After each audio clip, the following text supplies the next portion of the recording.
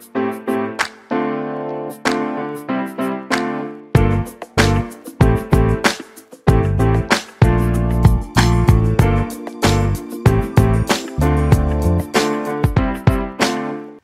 dieną, mėly ir mielos mamos be dramos, klausytojai, žiūrovės ir visi kiti. Tai šiandien svečiuose turiu dvi mamas. Turiu Ievą Juodelę, labą dieną. Labą dieną. Ir turiu Liną Krasauskienę. Sveiki. Tai šiandien mes turim tikrai daug pokalbių ir daug klausimų ir daug temų, tai reikia mums iš karto nedelsiant ir pradėti. Bet prieš pradėdama noriu paprašyti jūsų ir pačių prisistatyti. Nes mama, tai tik viena kepurė, kurią dėvite, ar ne? Ką dar norėtumėte apie save papasakoti? Tai pirmiausia, natūraliai labai siejasi su projektu Motherhood Dissection, kurį pradėjau prieš 4 su truputėliu mėnesių. Truputėlį jo virš 4 metų. Tuo pačiu esu įvaizdžio kūrėja, tekstų kūrėja, esu net knygą vieną parašiusi. Tai labai daug tokių kūrybinių darbų. Sakyčiau, vienu žodžiu esu kūrybininkė. Be to, be Motherhood Dissection, be mamos, žmonos, sesės, dukros. Labai čia viską daug pripasakoju. Jo, dabar tu turi taip pat. Aš tik pradėsiu nuo kiek man metų, bet visą laiką pamirštu, kiek man metų. Nežinau, kodėl man tai toks, sakau, visą laiką geriausiai žinau, kiek man metų yra mano Anyta. Toks vairis. Tai esu, nežinau, kiek man metų, esu Lina ir tikriausiai daugybę metų jau dirbu su projektais irgi kaip Ieva. Ir aš gal daugiau, sakyčiau, esu tokia kaip ir dirigentė, ir darytoja dalykų. Ieva mane kažkada yra pavadinusi dalykų darytoja. Tai jeigu Ieva daugiau kūrybininkė, aš daugiau tokia įgyvendintoja, sakyčiau. Tai irgi eilę metų dirbu integruotai komunikacijai ir dabar bandau derinti dvynių auginimą su savo darbais. Ir prie Motherhood Dissection aš prisijungiau, kai buvo 4 mėnesiai tavo leliukai. Antrajam. Jo, visiškai netikėtai susipažinom ir prasidėjo mūsų tada draugystė. Mes vis laik juokavom, sakom, kažkaip net mėnuliai ten žvaigždės sukrito taip, kad mes susipažinom ir prasidėjo. Ir gerai. Mes net gyvai nebuvom susitikusios ir šnekėjom tik tai per Messengerį. Lina sako, gal kokį popierių mums reikia pasirašyti Wordą, ką mes čia. Čia dabar susijungiam, nes projektas jo įgavo pagreitį ir Lina visą laiką, ta, kur įžemintoja, aš visą laiką, kur paskraidau, tai mane sustato į rėmą, su gamintojais gerai išsikolioja visais, žemaitė tokia. Jo, tai mūsų tas duetas taip ir važiuoja jau 4 metai. Ir jūsų vaikai panašaus amžiaus, ar ne? Jūsų dvyniams 4. Taip. O jūsiškiai ir apgaubę. Apgaubę, jo, pas mane pametinukai, gimė 1, tada gimė Linos dvyniai, tada mano antrasis. Tai toks apsisukė. Koldūnas vienas vaikų gaus. Tai jūs sieja ir labai daug vaikų, klausimų, ar ne? Ir visa kita, nes 4 vaikai labai panašaus amžiaus visi. Ir aš net sakau, kad kartais aš ne visiems galiu pasiguosti apie savo vaikus, nes tarkim, draugas su vienu vaiku arba leliuku visai kitaip įsivaizduoju, arba su vaikais didesniu amžiaus tarpu. Pas mūsų Lina kaip panašiai, aš tau tik vienai galiu pasiguosti, ką mes esu dabar. Tai toks irgi labai gerai. Papasakokit daugiau apie projektą. Apskritai, kaip jis gimė, kodėl jis gimė, kodėl toks pavadinimas ir visa kita. Aš manau, jis gimė iš nuobodulio.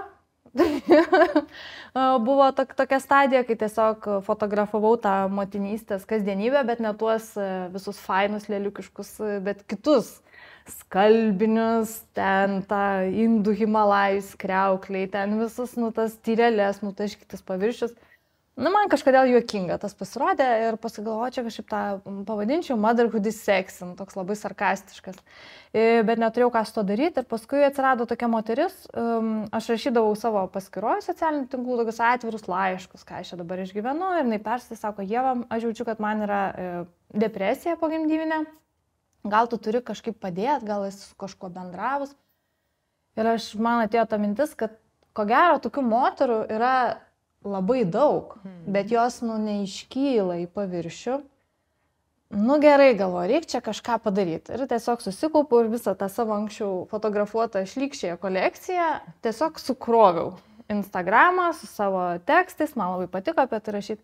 Ir iš tikrųjų susprogo, visiškai susprogo, laiškų gavau daugiau negu gebėdavau perskaityti.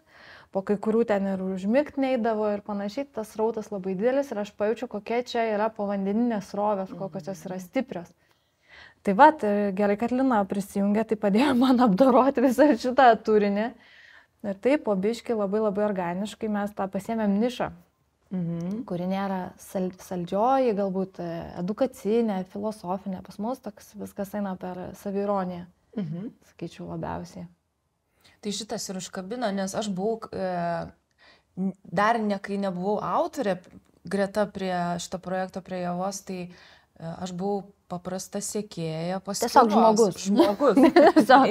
ir mano tas laikas motinystė irgi buvo toks juokingas ir mane taip sujungė Ievos tas požiūris toksai, nes pas mane tai būdavo šitaip, kur eini su lėliukais visą laiką. A čia dvynukai, a kodėl jie ne vienodai atrodo, tai skirtingi. Spargaitė ir berniukas. Bet tai jums kaip gerai vienu kartu ten abu. Vat aš nuolat girdėdavau tokius pasakymus ir aš galvoju, man reikia su jais kažką daryti. Ir aš pradėjau, kai vaikai nueina miegoti, užsidarau į vonę, crazy visiškai. Užsidėdavau naktinius ant galvos, skarą tokį užsirišdavau ir filmuodavau tokius humoristinius nežinau, personažus kūriau, tų bobučių. Kurios komentuoja. Taip. Ir aš atsimenu, pas mane irgi toks rautas irgi atėjo moterų sekėjų ir jos sako, kaip gerai, sako, kaip prisijuokėm.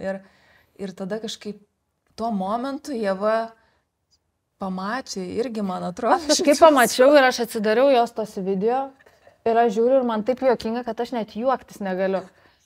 Ir aš galvoju, ar čia yra jinai nėra normali moteris, nes jinai su to megstiniu ant galvos užsidarius vonioje tualete įrašinėja kaip baba tuos personažus ir galvoju, mums būtinai reikia dirbti kartu.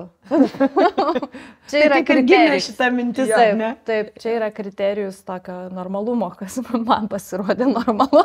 Jo, ir tas normalumas ir požiūris į tą motinystės tokį humoriuką, juodą, kai kur net kažkaip apjungiam, jis labai sukrito, tą kortą paėjo ir mes vienodai matom tą projektą, tą ironija tokia, sarkazmą kartais, kas ne visi supranta. Tai. Jo, kai kam yra per žiauru, daug kas dėl to mus praleidžia, mes manom, mes niekada nebūsim masinių projektų, nes daug kam yra tiesiog žaidimas, taip juokauti apie motinystę.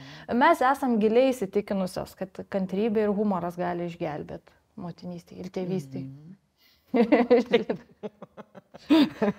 Ir šiaip faina, dabar, kas sakai, tėvystė jungiasi prie šito seka ir tėvai, tėvukų tokių ateina ir labai gerą humoro jausmą irgi turi.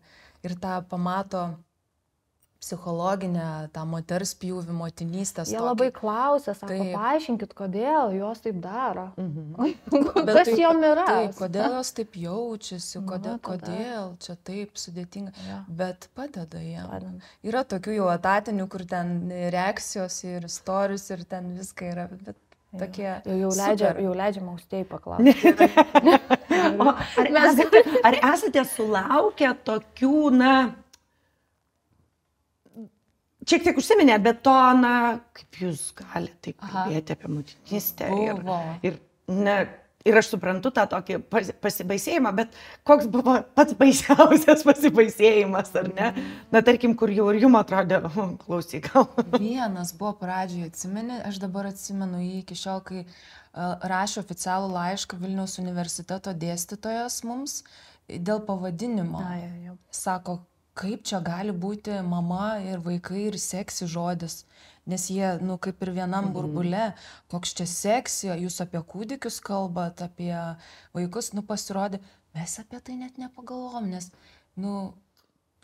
kažkoks, nuėjo į tą pusę, kad kažkas labai čia nelegalaus vykstas, kažkokiam tokiam lygi, bet mūsų sąmonė nenešė iki tiek. Mes visą laiką sakom, kad tai yra labai ironiškas tiesiog pavadinimas. Ir yra žmonių, kurie labai tiesmukai pavadinimą šitą priima ir kažkaip prisikūrė savo galvoje tokių fantazijų, kur mes net niekada kūrybingesni dar ir už juos. Oi, visada nustebina. Mes turėjom tokią irgi mini projektą, rinkom moterų, kurios pagimdė nuotraukas anonimiškai, kad jos siūstų savo kūnų, kaip atrodo.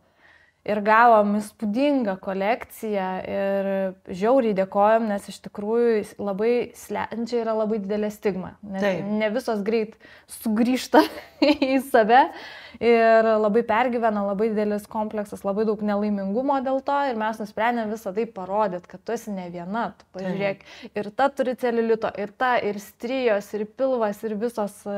Tai yra natūralu, tai mes padarėm ir tada tikrai atsirado komentarų, o tai kur čia seksi, kur čia, ta prasme, prisidenkit, tai buvo tokių. Bet šiaip mes žinom, kad paskui gauna visokių ir heiterių yra, ir kuo ryškiau išreiškia vertybės savo projekte, tai labai būna ir daug heiterių ir labai daug palaikymo. Pas mus kažkaip, tų heiterių nėra, aš nežinau, gal dėl to, kad mes tiek daug iš savęs šaipomės, kad jau daugiau negali pasišaipyti niekas iš mūsų. Gal todėl jau, čia šitom jau ne.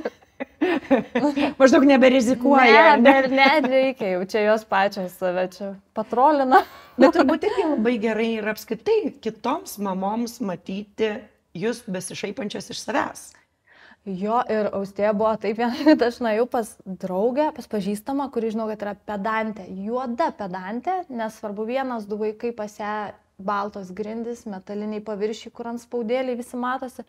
Ir aš nuėjau ir ten kažkokių trupinukų tokių, kur pas mane yra švariausio atveju, taip atrodo namai. Ir jis sako, oi, žinai, būtų kita atėjus, tai būčiau aš čia gal ir valytoja samdžius, bet prie tavęs galiu atsipalaiduoti. Bet čia labai gerai. Čia labai gerai. Čia buvo... Čia nuostabus komplimentas. Iš tiesų nuostabus komplimentas. Nes aš tai visą laiką sakydavau, kad jeigu jūs nervina vaikų kambarys, tai uždaryk duris. Ta prasme, tada vaiko kambarys nebenervins, o jeigu jūs nervina jūsų kambarys, tai tiesiog skaitykit knygą ir nematysit. Ta prasme, kad susiras tiesiog kažkokią veiklą, kuri tavęs nervina, nes kai yra maži vaikai, tai visur viskas verda. Taip. Neįmanoma susitvarkyti. Ir man atrodo, MIS projektas padarė apskritai nacionalinio lygio paslaugą tokią visuose namuose. Mes į netvarką, betvarkę tą nesibaigiančią arba tiesiog kažkokių daiktų išmėtymą pradėjom žiūrėti visiškai kitaip ir pradėjom tą labai intensyviai transliuoti ir per savo projektą. Ten vaikai valgo dešreles ant žemės, pasikloja rankšluostėlį, piknikas. Ten. Tokius... ta prasme, tai vyksta kiekvienose namuose. Apklausa. Kiek iš jūsų valgot vaikų numestą maistą nuo žemės? Ar grikius šluojat iš karto ar laukat, kol sudžius? Jo, nes patarimas lauk, kol sudžius. Tada daug lengviau. Šiaip daug lengviau susišluoja, jeigu leisi. Ir įvairiausių tokių buitinių patarimų mes ekspertės pasidarėme. Lego kaladėlių sportas. Jo. Ir pradėjo žmonės, man atrodo, žiūrėti visai kitaip į šitą kažkokį. Mes prisidėjom prie pokyčio, tikriausiai, leidžiu savo tokio atsipalaidavimo. Mes norėjom prikalbinti švaros brolius, kad ateitų.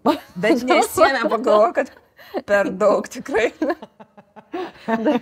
O kaip jūs pačios, kaip jums atrodo, iš kur jūs tokios esat, ar ne? Nes jums tai buvo natūralu, jūs dabar tą žinią skleidžiate ir sakote kitom mamom ar tėčiam, kad tai yra normalu, kai vaikai yra maži, ar ne?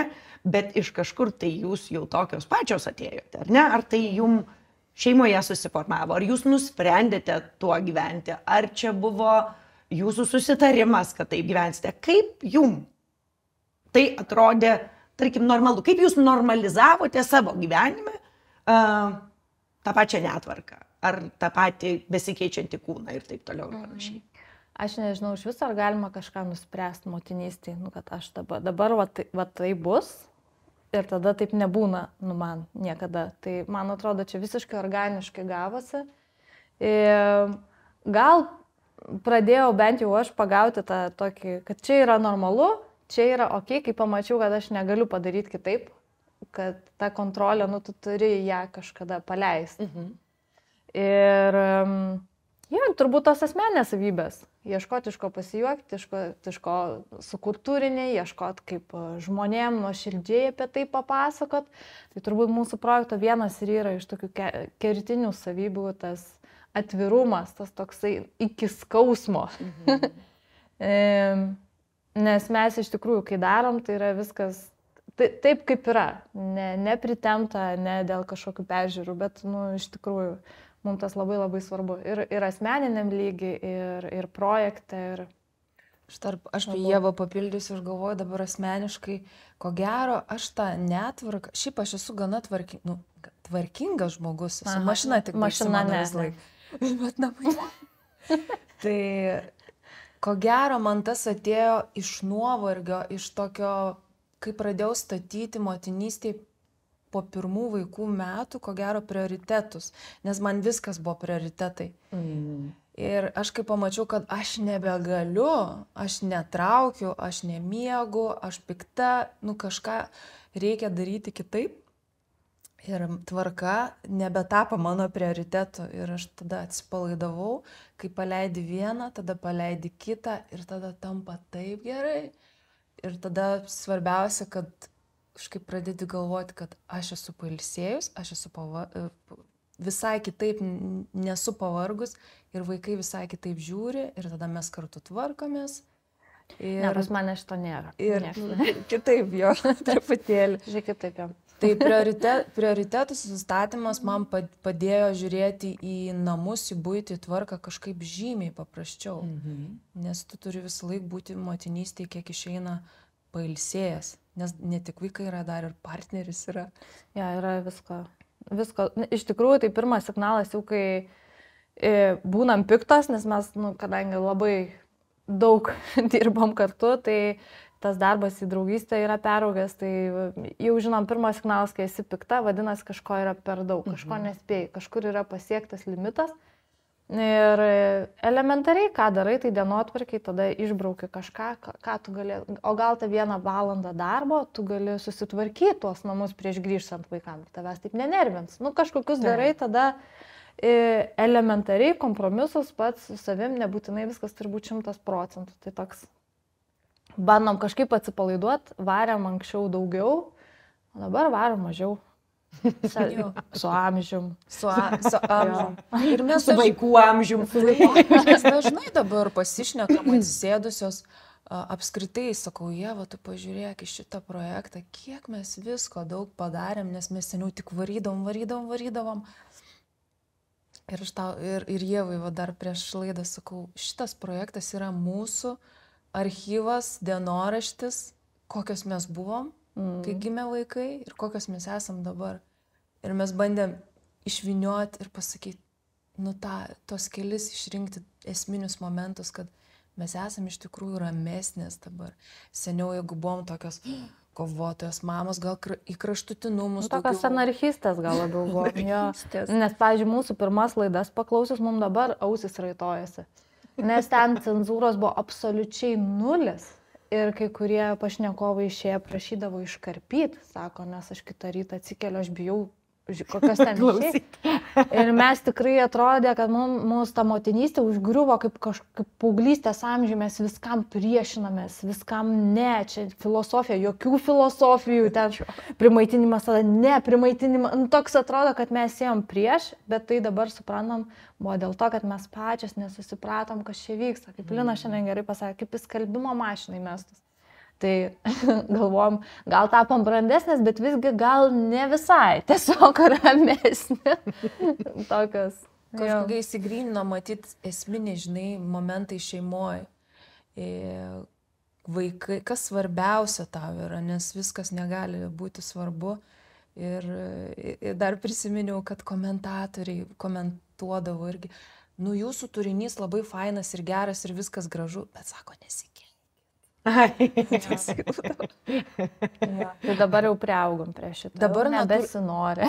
Bet natūraliai dabar šito nebėra. Nebėra tų kiek. Tiesiog organiškai. Organiškai mes išaugom, kažkokią užsidėjom kitą apsiaustą, išlipom iš tos skalbimo mašinos pagaliau.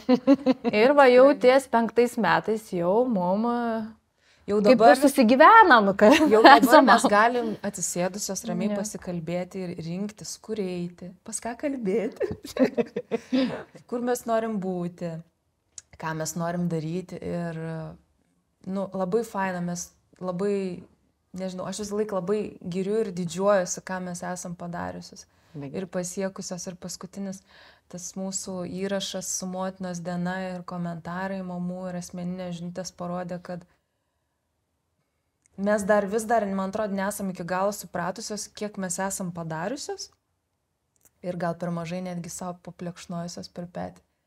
Kad kartais sėdėm ir sakom, kodėl visiems atrodo, kad mes čia tokios ketuolės ir žiauriai gerai varom, o mes viduj dar tokie kaip triušeliai drebam, dar mes tokios pat mamos, tokios pat, tik tais kitaip jau šiek tiek vyksta reikalai.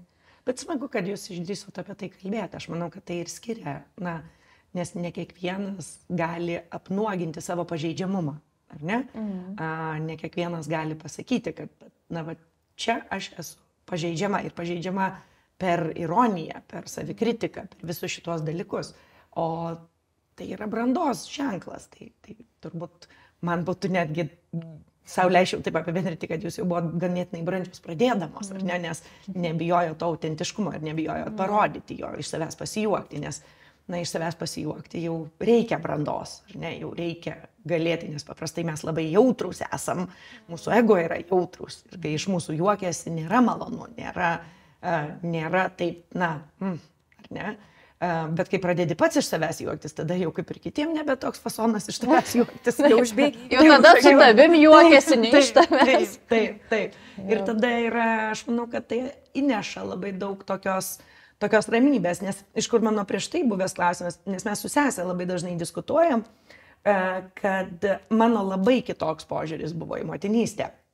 Ir ypač prieš, jau vaikai, mūsų jauniausiai jau yra 16 metų.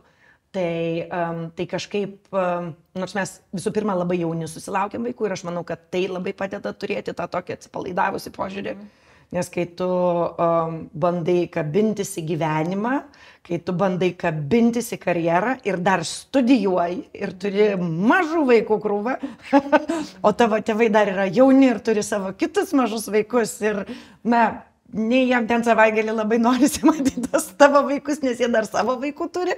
Tai yra toksai, kur tu tiesiog turi atsiraitoti rankovės, ne tai, kad ten iki alkūnių, bet iki pažastų. Nusimti maikę iš viso. Ir tiesiog, ir tai padaro, kad tu negali rimtai žiūrėti save. Tiesiog mes šiaip iš esmės augam kartu su vaikais. Ir bandom vaidinti, kad galim gyventi savarankiškai, jau be savo tėvų, be savo šeimos, be nieko, nes mes ir su vyru abudu iš tėvų namų išėjom gyventi kartu ir tada iškart tie vaikai, iškart studijos, ta prasme viskas, vienu metu mokėmės, studijavom, vaikus auginam ir dirbandėm. Tai žodžiu, tai aš manau, kad tas labai atpalaidavo ir tu, dar jeigu būtų reikės susitvarkyti, ne. Tiesiog nėra kada. Tai man atrodo, kad daugelį dalykų išsprendė tai, nes mano sesė sako, kai jau aš vyresnė ir jau ir mokslai baigti, ir jau karjera, ir viskas, nes mano sesė 10 metų vėliau susilaukė, o tarp mūsų dar yra 10 metų. Tai tarp mūsų vaikų atsirado 20 metų skirtumas, nes aš 10 metų anksčiau susilaukiau. Ir dar tarp mūsų yra 10 metų. Tai toksai labai didelis skirtumas gavosi, bet mes irgi daug reflektuojam, kad jinai sako, bet tavo kitoks požiūris visada buvo. Tu buvai daug labiau atsipūtus. Aš sakau, aš ne labiau atsipūtus buvau, aš tiesiog turėjau būti labiau atsipūtus dėl daugybės dalykų, nes aš negalėjau būti atsipūtus dėl magistrinio, aš negalėjau būti atsipūtus dėl vaikų gyvybės ir viso kito ir taip toliau. Tai man atrodo, kad labai dažnai yra aplinkybės, kaip susidėlioja, lemia ir tą mūsų požiūrį į tą pačią motinystę. Bet su branda labai dažnai ateina tas didesnės atsakomybės, kad aš čia turiu labiau rūpintis, labiau susitvarkyti, labiau visko padaryti, ko tu 20 tiesiog natūraliai neturi. Nes tu dar... Toks vaikas. Tik, kad tavo mama tvarkė tavo kambarį. Mama atvažiuoja. Jo, labai labai skiriasi ir mes irgi matom mūsų auditorijoje. Netgi galiu pasakyti, kodėl mūsų auditorija yra šiek tiek vyresnė, šiaip žmonės susilaukia vyresni vaikų. Tai mes irgi sakom, kad tai ir gerai, ir blogai. Tarsi gerai, nes tu jau brandesnis, jau tu kaip ir tos kantrybės, jau tu suvoki, kad čia yra tas mažesnis žmogus, tu su juo neprivalai debatų ves, nes jisai nėra ta lygiavertis. Bartninas dabar irgi, aš tai paslystu ant šitą. Bet vedi dėrybas. Pas mane tai bus magistrą gausi, man atrodo.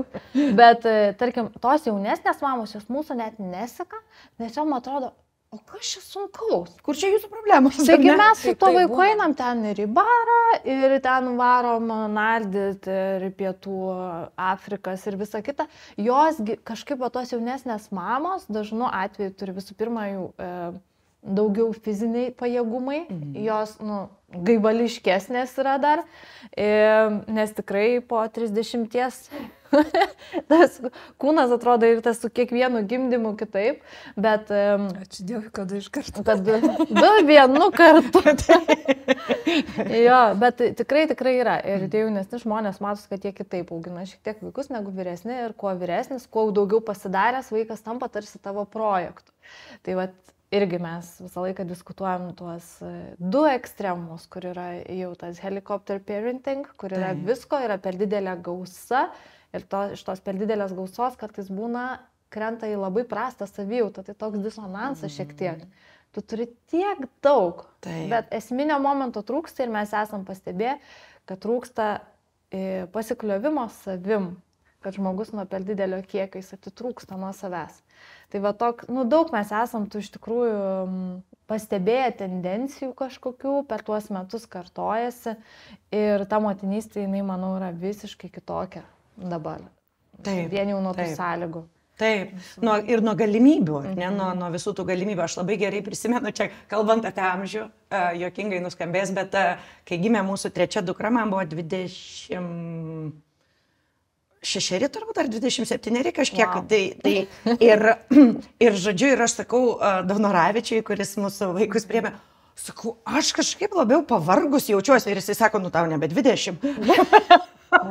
Ir sakau, nes aš jaučiu, kad yra, kažkaip su jie ne taip greitai ir jau po operacijos atsikėliau ir taip kažkoks yra toks, ir sako, ir trečia operacija, tai normalu ir taip toliau, bet jis taip mane, bet sako, bet tu supras, kad, tau jau virš 25 yra ir aš po to labai daug kartų grįždavau prie to mūsų pokalbio, nežinau, kaip kartais tokie keisti pokalbiai, nuotrupos įstringa, nes čia buvo toks eilinis pokalbis, nieko kažko labai ypatingo nebuvo, bet man jis nepaprastai įstrigo dėl to, kad aš pradėjau labai daug savo draugių matyti virš 30, virš 35, virš 40.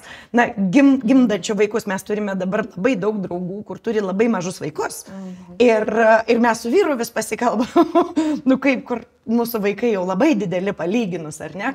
Bet tas irgi, tas Daunoravičiaus pasakymas, kad tau jau nebe ten 20 keleri, o jau virš 25, kažkaip man labai įstrigo, nes labai sukoreliavo su mano mamos pasakymu. Nes manęs mama susilaukė 25, o sesers 35. Ir mama sakydavo, aš taip pavargus jaučiuosi, o aš jau 10 jau prisimenu. Kad aš sako, man ir naktį sunku atsikelti. Ir sako, ne tai, kad sunku atsikelti, nes tavo vaikas, tu atsikeli ir viską. Sako, bet aš prisimenu, kad aš kėliaus. Sako, su tavim aš neprisimindavau, kad aš keldavaus. Ir aš prisimenu, aš taip jau pati susilaukiu savo vaikų, galvoju, kad aš vyro turiu paklausti, ar aš kėliaus ar nesikėliau.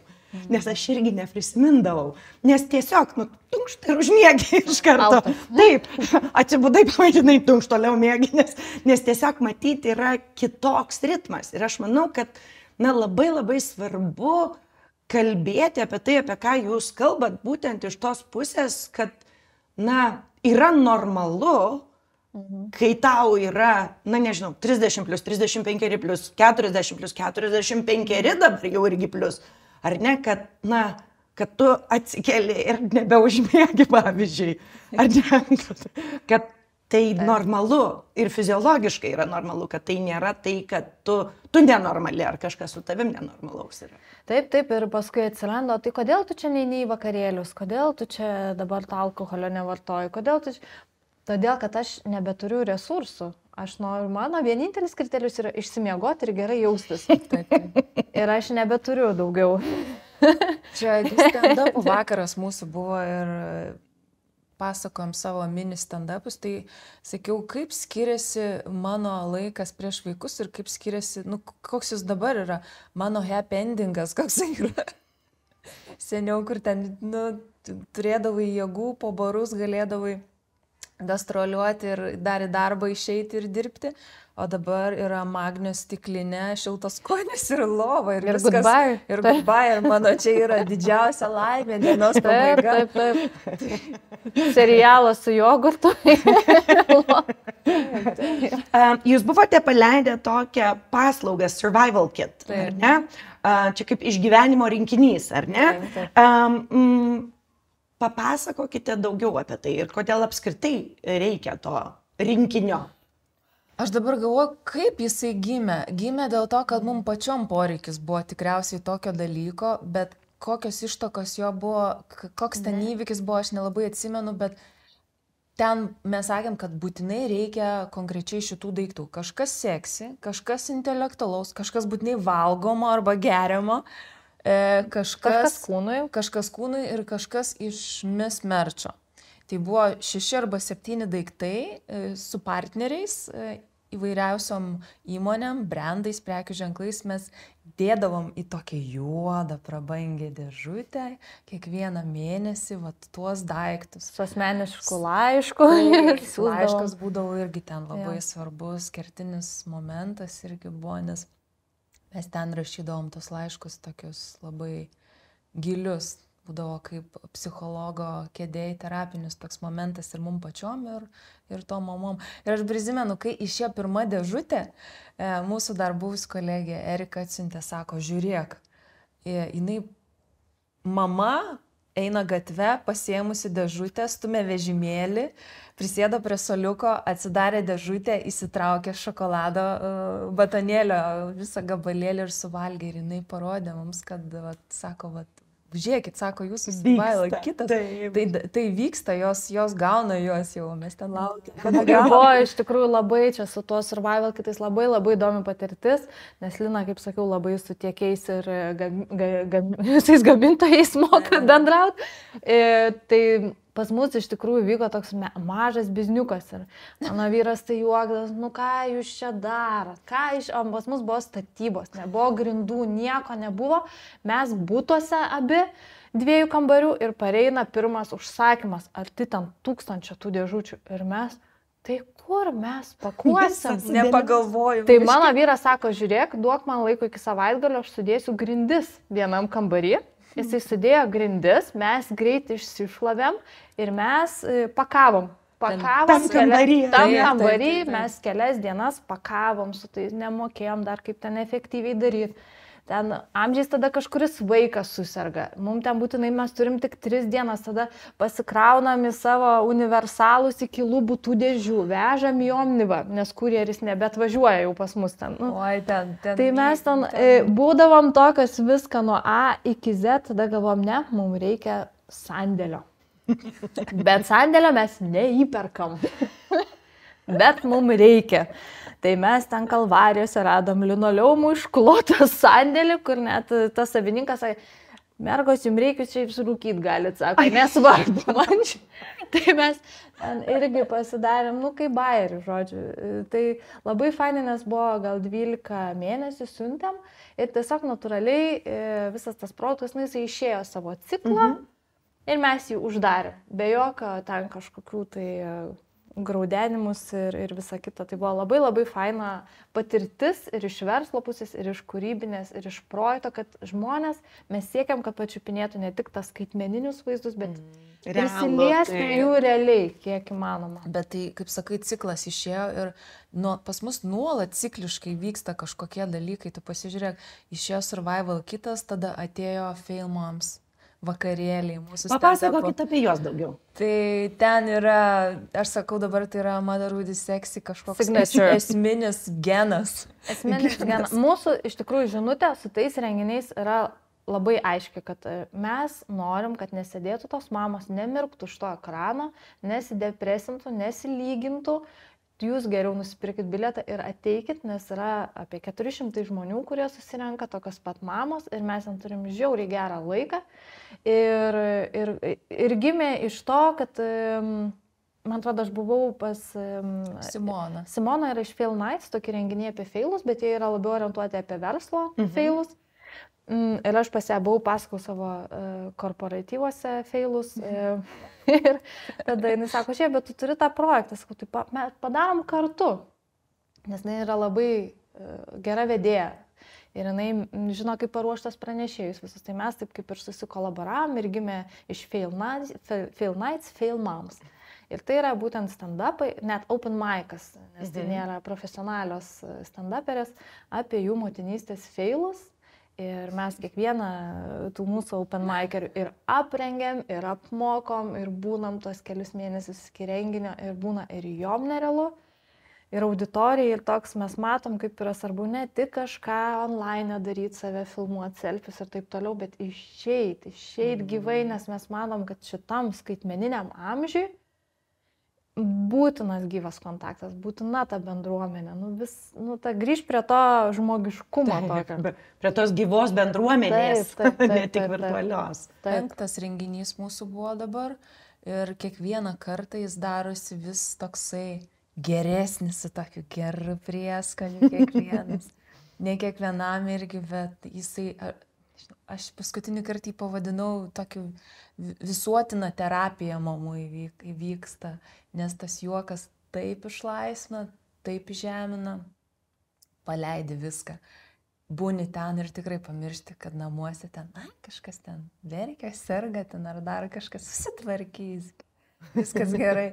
Būna tikrai superiniai vakarai, bilietai per savaitę iššluojami. Mes jau jokios reklamos nebedarom, nes žmonės jau kaip ir visai laukia, nes būtent stand-upų apie motinystę nėra, nes vis dar, mes bent jau virdamo šitam burbulė jaučiam, kad jinai yra, taip gan rimtai pateikiama, sudievinama arba su labai daug atsakomybės. Tai mes varom kitą pusę, sakom, tą jau pusę visi kiti pamaitina, o mes dabar truputį palengvinkim dalę šito vietoje. Tradicija labai didelė tapus ir paskutinės nuotraukas, kai žiūrėjau, ateina net mamos prie mūsų per renginį, sako, aš jau 4. kartą ateinu. Čia su draugiam, sako, čia yra mano kolegė irgi, sako, Saulė, sako, aš ateinu su draugė jau čia 3. ar 4. kartą, čia yra mūsų susitikimo spotas, mes čia gerai praleidžiam laiką, jos šampano taurę, pokalbiai ir žiūri tos visus stand-upus ir mes su Ieva visą laiką ne priekį sėdim, o gale ir mes viską stebim. Tokios mamos, saugom perimetrą. Tai labai yra, nerealu matyti šitą ir po visų šitų renginių mes sakom, mes kaip po gero baliaus. Mums būna tikrai tos hangoveris kelias dienas, mes negalim nieko daryti, gulim paslikos, nes iš tikrųjų labai daug įdedam, ne šiaip, kad gal, čia surinksim, pažvengs visi kažkas, mums būtinai užsimom, kad tai kažką geriau ir vėl geriau. Ir kai prasidėjo mūsų buvo festivalis, alternatyvus mamų, ten Miss Fest dūmų fabrike 1. kartą, tai mes galvom, ne, jau mes tai taip renginio šiaip nepradėsim. Tai mes susiradom Ryčio Ticino šokėjas, tas su povais. Ir kad jos pasitiktų šokėjas ir kad jos pasitiktų visas. Ir ten jau visos buvo nušlysios ir tada sakom, ne, mums, kadangi yra renginys seksi, mums reikia seksi. Ir pas mus iš tikrųjų yra daug tų seksi tokių elementų. Pavyzdžiui, tai buvo tverko merginų grupė išėjo, pas mus pole dancerė šoka renginiuose. Tai tokių mes vis įmetam cinkelių ir, aišku, pačias užsismaugiam paskui, nes, ką čia dar sugalvot. bet labai stengiamės pačias ir, aišku, paskui gulim paslikos kelias dienas, bet iš laimės. Kažkai labai stiprus tie renginiai yra, kur tiek daug žmonių yra ir mamos, ir jos visos nori pašnekėti, ir visos nori pasipasakoti, ir ateiti, ir apsikabinti, ir dovanų gavom, guminukų. Bet mes sakom su Lina, kad mums yra gal keistas tas momentas, nes tai yra tokie renginiai, kur mes nepažįstam nieko, o mus pažįsta visi. Ir mes tokios nežinom, nei ten krūva kampiam šilžiai, kur čia likti. Tai toks, labai įdomus fenomenas. Tai kas toliau? Ar turite viziją ir planą, ar irgi organiškai žiūrėsit? Organiškai. Pas mus niekas neveikia. Mes bandėm ten tos Excelius ves kažkokius. Neveikia dėl to, kad pas mus tik tai organiškai gyvenam. O, atėjo ir pas mus viskas greit. Dėl to, kai su mumis dirba kiti kūrybininkai, jie mūsų nekenčia. Nes pas mus viskas rytoj. Ir mes pačią sėdim per naktį. Rytoj, mums reikia rytoj. Nu, čia padarom. Tai pas mus viskas spontaniškai, greit ir aišku, turi būti ar gerai, nes Linos kartelė kokybės yra aukšta ten dar. Tai dėl to... Tavo ne, tavo. Mano biški žemesnė. Aš ne tokia pedantė. Bet tai toksai negalim atsakyti, nes jeigu susiplanuojam, skaičiuojam, darom, dažnai ne taip gerai pavyksta. O jūs pačios jaučiate, kad jūs turite irgi, tą platformą savo augimai ir savo augimai kaip mama? 100%. Mes tik pajutėm, kad kažkada čia buvom susitikusios ir su marketingo specialistai ir sakom, gal kažkaip patarsi, kaip čia mūsų arba. Ir mums sudėliojo planą ir mes sėdėm. Nesąmonės. Negalim daryti sintetiškai. Negalim prištabeliuoti kažko. Viskas, ką mes iš širdies pasakom, iš atvirumo, viskas surezonuoja su daugiau kitų tų širdžių, negu kad mes tiesiog užsimtumėm verslų ir komunikaciją. Tai tas turbūt ir yra, rodo, kad iš vidaus labai. Prastos verslininkės ir pats. Verslininkės negislelė, žydo neturim savį. Bet mes kažkada bandėm apibrėžti, nes mūsų klausė, tai kaip jūs apibrėžtumėt savo projektą, kokia čia forma, koks žanras to projekto. Tai mes apibrėžę buvo maždaug hybridas toksai, socialinis projektas, hybridinis toksai, nes ten daug tų sluoksnių visokių yra ir tikrai ne verslo projektas čia yra, gal kažkas bando tai išvelgti, bet tikrai ne. Ir Austėja pasakė mano žodžius, ką mes dabar šnekėjom prieš tai, kad tas projektas yra mūsų atspindys, kiek mes užaugom, jisai tiek ir jis tą ir konvertuoja. Nes aš nežinau, jeigu nebūtų šito projekto, aš galvoju, kur aš dabar būčiau, žinok. Ką aš daryčiau? Būtum babos stand-upus darius tualetas. Nežinau, nes šitas projektas atvedė tikriausiai į čia, kur mes dabar esam ir kaip mes matom savo motinystę ir kokios mes esam. Nes jisai buvo, bent man jisai buvo terapija. Bet kartu, žinai, ir save matom, bet matom ir labai padėjo nuspręs, ką mes atfiltruojam gyvenime apskritai. Nes su motinystė tu turi ribotus energijos resursus, tai gerai, jeigu ten aš duodu prioritetui, noriu vaikam, šeimai, tai kitų žmonių turi būti mažiau. Šitam projektui yra labai daug srauto, labai daug laiškų ir mes jau turim save stebėti, kiek mes į save įsileidžiam, kiek nebe mūsų reikalas, nes iš pradžių buvo viskas reikalas. Taip. Bet čia vėl ar ne, kur yra paralelė su verslu, nes kai tu esi startupiniai faziai, tai tu pats atsakai absoliučiai visus laiškus. Aš prisimenu, kaip mūsų dukra, kuriai buvo 2, kai nupirko seneliai telefoną žaisti, jinai pakeldavo telefoną ir sakydavo, laba diena, vaikystės sodas, klausau. Ir jau tada gal, okei. Nes tiesiog atrodė, kad kito dalyko žmonės nesako, atsiliepia telefonu, nes tą nuolat girdėdavo. Bet vieną dieną deleguoji telefoną, kitą dieną deleguoji jau maisto priėmimą, trečią dieną kažką ir taip, pamečiui per 10 metų jau žiūri, kad tu, labai esi atsirinkęs, kur tu dalyvauji, o kur tu jau patiki kitiems žmonėms užsimti tą veiklą, bet kuriuo atveju, pradžia tai buvo, kur tu buvai absoliučiai visur ir kur tu kiekviena ta pradžia tave irgi augino. ir padėjo dėliotis tam tikrus prioritetus, atsirinkti tam tikrus žmonės, tam tikras veiklas ir visa kita. Tai aš manau, kad čia yra ta paralelė projekto su verslu, nes kiekvienas verslas yra irgi projektas. Taip. Kiekvienas, tai baigdama mūsų pokalbį, irgi nors man atrodo dar tikrai galėtume ilgai tęsti ir man yra, dabar tik tai dar jau žinau, kad dar norėčiau paklausti ir visa kita, bet aš norėčiau grįžti prie jūsų kaip mamų, ar ne, nes mes tikrai labai daug kalbėjom apie jūsų kaip projekto mamas, kas yra susijęs su to, bet jūs kaip mamos, nes mūsų krikščioniškas esu Lietuva vis viena yra krikščionybės, katalikybės zonoje, ar ne, motinos įvaizdis ateina iš Marijos, kuris yra nepasiekiamas to begin with, nuo pat starto, nes tai nekaltas prasidėjimas. Ta prasme, tai jau... Tai nebūna. Tai nuo pat taško, kur tu sužinai, kad tu būsi mama, jau tai yra nebepasiekiama. Kur šventoji dvasia. Taip. Kur šventoji dvasia, kur tėtis Dievas ir taip toliau ir panašiai ir visa kita, ar ne? Ir kur tu po to viena tobulai užaugini vaiką, bet tėtis apsireiškia, kada reikia. Ta prasme, kad viskas yra šiaip nepasiekiama, ar ne? Ir dėl to kiekviena nuo pat pradžios turime tą kaltės tarsi jausmą, kad aš nepakankamai. Aš nepakankamai gera, aš nepakankamai dėmesio skirsiu, o dar nedaug Dievai darbą išeisiu, nes apie Marijos darbą irgi nieko nežinau. Ne, Marija gyvena iš išmokų. Ta prasme, kažkaip viskas stebuklingai ten vyksta, ar ne? Tai kaip jūs save įvardintumėt kaip mama, kokiomis vertybėmis jūs vadovaujatės?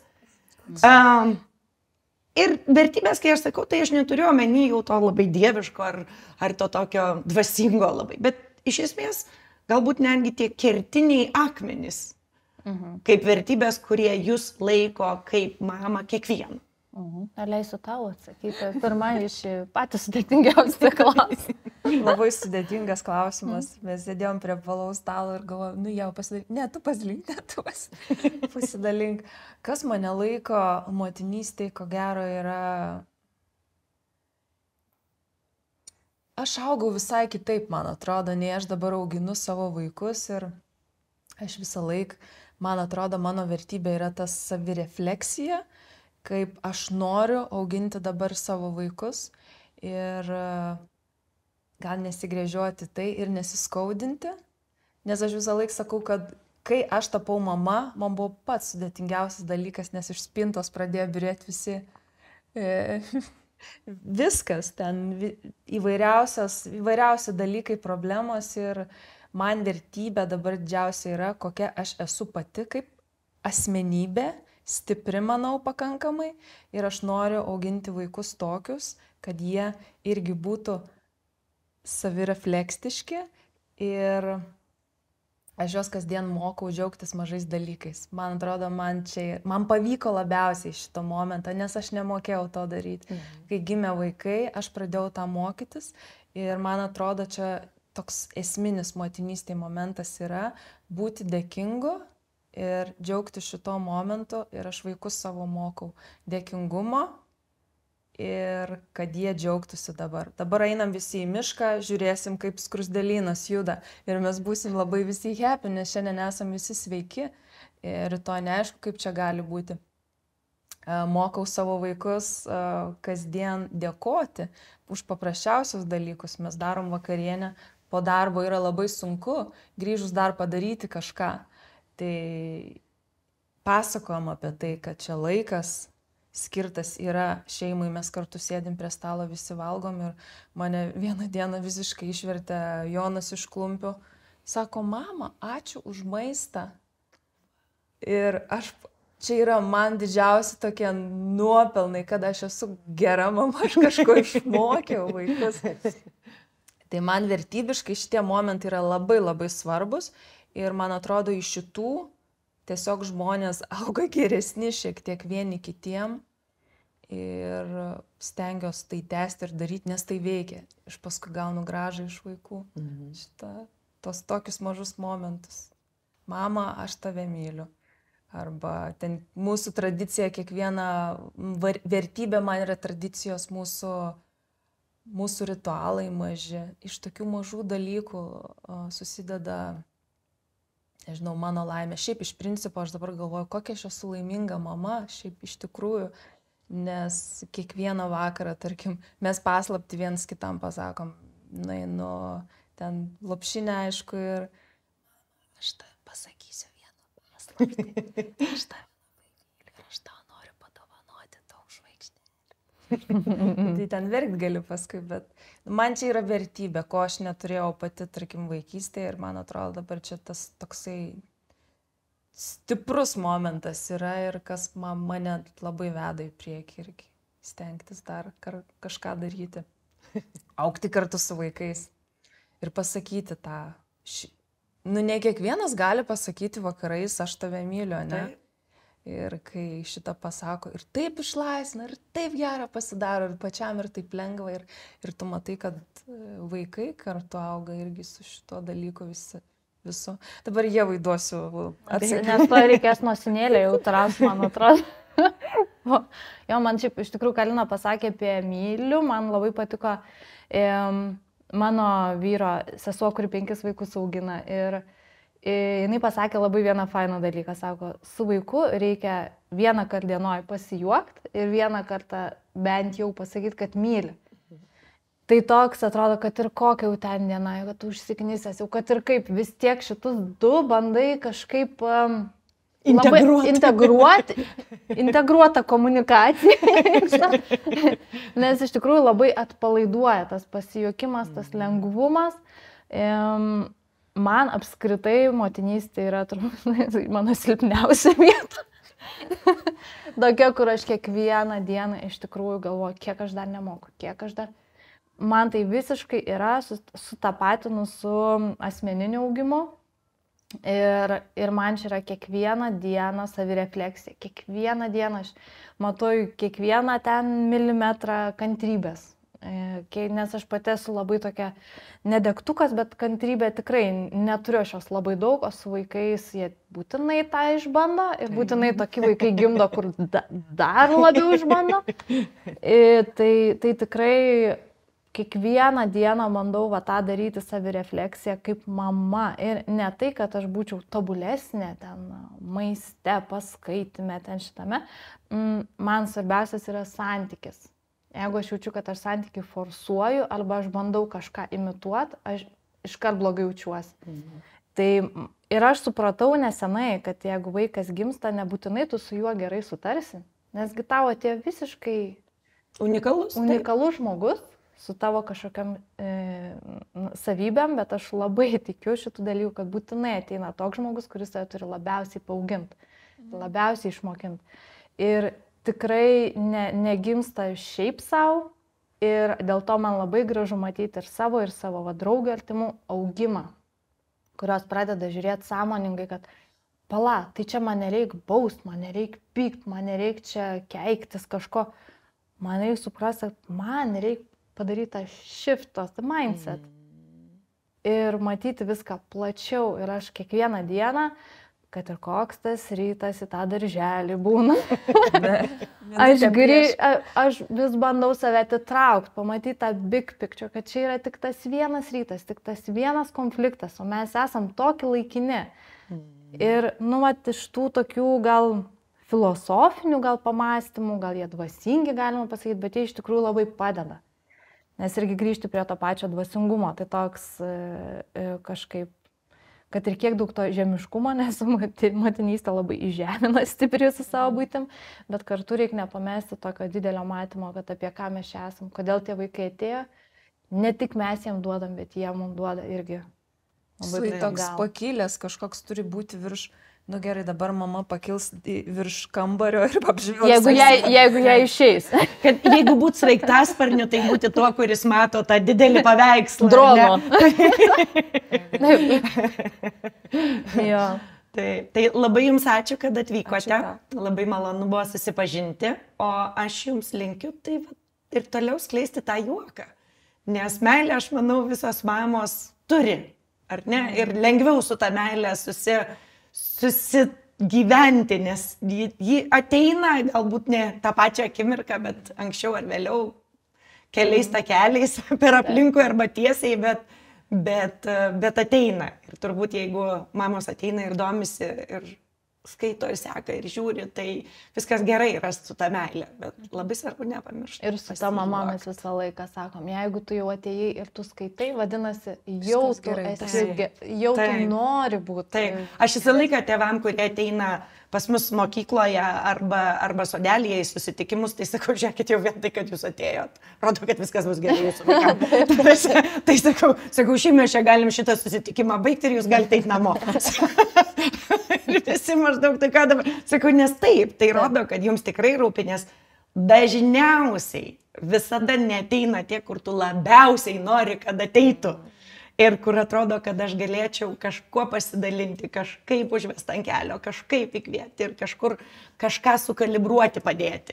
Bet jau tie, kurie ateina, tai sakau, galim ir skirstytis. Vakarėlis baigtas. Taip. Tai va, tai tikrai sėkmės jūsų darbe. Ir Visuose darbuose. Visuose. Daug etatų. Taip, visuose tose darbuose, nes kaip, nuo ko ir pradėjom, kad tų kepurių yra daug. Taip. Tai ačiū Jums ir iki malonaus. Ačiū.